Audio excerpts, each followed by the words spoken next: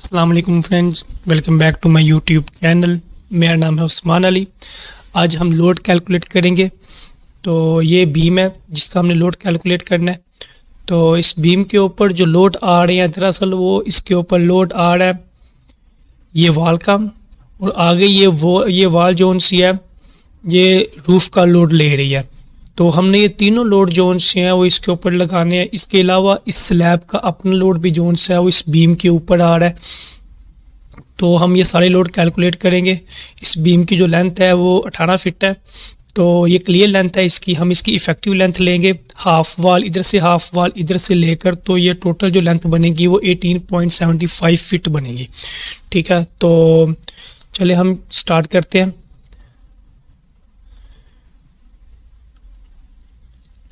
ये हमारे पास इसकी लेंथ आ गई है 18.75 फीट। ठीक है, उसके बाद सबसे पहले जो इसके ऊपर लोड आ रहा है वो स्लैब का लोड आ रहा है। ठीक है, तो स्लैब का जो सेल्फ वेट है, तो वो हमने ये सपोज किया है कि इसके ऊपर जो स्लैब है वो 6 इंच जोन सी है वो मोटी है। अगर 6 इंच जोन सी है वो इसकी थिकनेस है स्लैब की, तो हम इसको 12 पे डिवाइड करेंगे, मल्टीप्लाई करेंगे 150 के साथ जो कि डेंसिटी है कंक्रीट की। तो ये इसका वेट आ जाएगा 75 पाउंड पर स्क्वायर फीट। ठीक है, उसके बाद इसके ऊपर आता है super impose dead load. Super impose dead load zone से इसके ऊपर 3 किस्म की लेयर आ रही है। ब्रिक प्लास्ट आ रहा है, पीसीसी आ रही है, उसके बाद मार्बल आ रहा है। ब्रिक प्लास्ट की जो थिकनेस है वो 2.5 है, पीसीसी की थिकनेस 2 है, मार्बल की थिकनेस 1 है। तो इनको इनके जो से वो डेंसिटी से मल्टीप्लाई करेंगे। ब्रिक प्लास्ट की डेंसिटी 110 होती है, तो इसको हम जब मल्टीप्लाई करेंगे तो इसका लोड आ जाएगा। पीसीसी की डेंसिटी जो सी है 144 होती है, तो हम इसको मल्टीप्लाई करेंगे 24 आ जाएगा। और मार्बल की जो डेंसिटी होती है 160 होती है, जब हम इसको आपस में मल्टीप्लाई करेंगे तो 13.3 पाउंड पर स्क्वायर फीट आ जाएगा। ये आ जाएगा सुपर इम्पोज डेड लोड। ठीक है, ये हमारे पास स्लैब का लोड आ गया। ये उसके ऊपर जो load super impose dead load है, ये बस टोटल इसके ऊपर स्लैब का लोड आ जाएगा। ठीक है, तो ये सुपर डेड लोड जोन सा है वो 60 हो गया। ये जो टोटल हमारा इन तीनों को मिलाकर जो सुपर डेड लोड है वो 60 है। तो टोटल जो लोड होगा हमारे पास 135 हो जाएगा। ठीक है, तो उसके बाद ये जो लोड होता है ये ट्राइब्यूटरी एरिया के मुताबिक इसके ऊपर लोड आता है। तो ट्राइब्यूटरी एरिया अगर आपको नहीं पता है तो मेरी पिछली वीडियो जो सी है वो आप देख सकते हो, मैंने पहले अपलोड की थी इसी के ऊपर कि ट्राइब्यूटरी एरिया किस तरह से हम निकाल सकते हैं।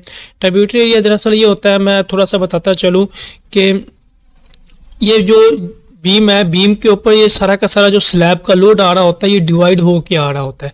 ठीक है, तो हमने इसको पहले ही जोन सा है वो मैंने निकाल के रखा हुआ है कि इसका ट्राइब्यूटरी एरिया कितना है। तो वो ट्राइब्यूटरी एरिया कितना है 79.219, ये इसका ट्राइब्यूटरी एरिया है। ठीक है, तो इस एरिया को पहले हमने पूरी लेंथ के ऊपर डिवाइड करना होता है। लेंथ ऑफ द बीम क्या है? Length of the beam 18.75 feet है। तो हम इसके ऊपर इसको डिवाइड करेंगे तो ये हमारे पास ट्राइब्यूटरी लेंथ आ जाएगी जो कि 4.22 है। हम इसको डेंसिटी से मल्टीप्लाई करेंगे तो इसके ऊपर स्लैब का लोड आ जाएगा जो कि 0.5697 है। ठीक है, तो ये ट्राइब्यूटरी लेंथ के साथ मल्टीप्लाई करने से ये लोड आता है, क्योंकि एक सारा का सारी पूरी की पूरी स्लैब का लोड तो इस बीम के ऊपर नहीं आएगा। इस बीम के ऊपर सिर्फ उतना लोड आएगा जितने इसके पैनल का लोड होगा, वो भी पैनल के लोड में से भी इसके ऊपर लोड डिवाइड होके आ रहा होगा। ठीक है, कुछ लोड जोन से है वो वाल्स के ऊपर जाएगा, कुछ लोड जोन से है वो साइड वाली वाल जोन से ये वाली इनके ऊपर जाएगा, और बाकी कुछ लोड जोन से है वो इसके ऊपर आएगा। ठीक है, तो ट्राइब्यूटरी एरिया मैंने पिछली वीडियो के अंदर सारा डिफाइन किया हुआ है, आप वहां से देख सकते हैं कि 2 वे और 1 वे स्लैब के मुताबिक ट्राइब्यूटरी एरिया किस तरह से होता है और किस तरह से लोड जोन से है वो बीम्स के ऊपर ट्रांसफर होता है। ठीक है, तो मैं आगे चलता हूँ। स्लैब का लोड हमने निकाल लिया। स्लैब के लोड निकालने के बाद हम बीम का सेल्फ वेट निकालेंगे। बीम का सेल्फ वेट निकालना है तो बीम का सेल्फ वेट जोन सा है वो 9 इंच जोन सी है वो बीम मोटा है और 15 इंच इसकी डेप्थ है। ठीक है, तो हम इसको 150 जो कि कंक्रीट की जो सी वो डेंसिटी है इसको इससे मल्टीप्लाई करेंगे तो हमारे पास डेड लोड आ जाएगा बीम का जो कि 0.1406 है। ये सेल्फ वेट आ गया। ठीक है, अब ये 2 किस्म के लोड आ गए हमारे पास। एक तो वो लोड आ गया जो कि बीम का अपना लोड है। ठीक है, और इसके बाद वो लोड आ गया जो कि इस स्लैब का लोड आना था। अब उसके ऊपर लोड आएगा ये वाली वाल का। ठीक है, हमने ये वाल का लोड निकालना है। वाल का डेड लोड है 120, जो कि ब्रिक्स का जो सा है वो डेंसिटी है, इसको मल्टीप्लाई करेंगे, 9 इंच मोटी दीवार है, ठीक है। ये वाली दीवार जो सी है इसकी थिकनेस कितनी है 9 इंच है, और इसको मल्टीप्लाई करेंगे इसकी हाइट के साथ, इसकी हाइट कितनी है 11 फीट है, इसको इससे मल्टीप्लाई करेंगे तो हमारे पास वाल का डेड लोड आ जाएगा 0.99 की पर फीट, पर 1 फीट के ऊपर जितना लोड आ रहा है वो ये वाला है, ठीक है। उसके बाद जो नेक्स्ट चीज है वो,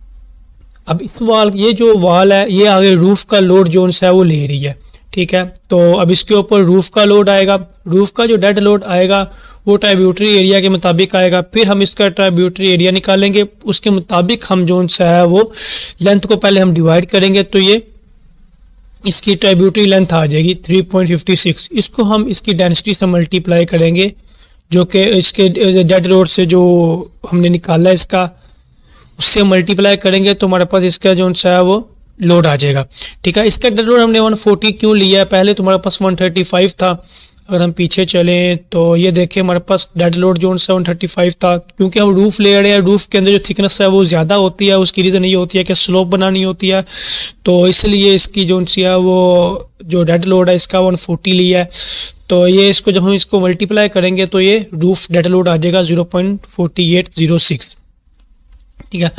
तो ये टोटल लोड जो आ गया वो 2.18 आ गया, उसके बाद हम इसको फैक्टर लोड निकाल लेंगे। अभी इसके बाद फैक्टर लोड से पहले इसके ऊपर लाइव लोड आ रहा होता है, तो ये तो हमारे पास डेड लोड हो गए।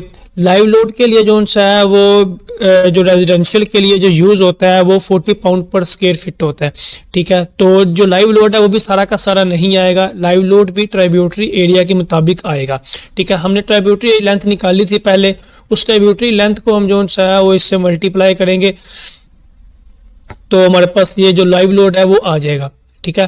तो इस तरह फ्लोर का लाइव लोड आ जाएगा ट्राइब्यूटरी लेंथ के साथ मल्टीप्लाई करने से, और रूफ की ट्राइब्यूटरी लेंथ जो आ रही होगी उसको भी इसी तरह जो है वो मल्टीप्लाई करेंगे इस लोड के साथ, तो हमारे पास लाइव लोड आ जाएगा रूफ का भी। तो इस तरह से हमारे पास जो टोटल फैक्ट्री लोड बनेगा 1.2 dead plus 1.6 live plus 0.5 roof live load, तो हमारे पास जो फैक्ट्री लोड आ जाएगा वो 2.92 आ जाएगा, जिससे हमारे लिए अब मूवमेंट निकालना आसान होगा बीम डिजाइन करने के लिए।